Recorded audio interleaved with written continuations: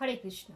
আজ অধ্যয়ন করব শ্রীমদ্ ভগবদ্ গীতা, যথাযথ প্রথম অধ্যায় বিষাদ যোগ। ওম নমো ভগবতে বাসুদেবায়। ওম নমো ভগবতে বাসুদেবায়। ওম নমো ভগবতে বাসুদেবায়।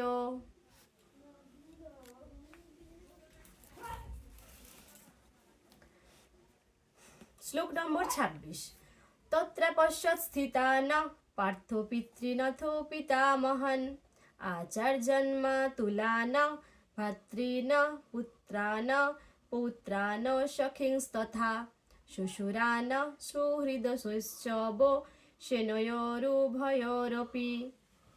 অনুবাদ: সেখানে অর্জুন উভয় পক্ষের সেনাদলের মধ্যে পিতৃব্য পিতামহ, আচার্য, মাতুল, ভ্রাতা, পুত্র, পৌত্র, শ্বশুর, মিত্র ও শুভাকাঙ্ক্ষীদের উপস্থিত দেখতে পেলেন।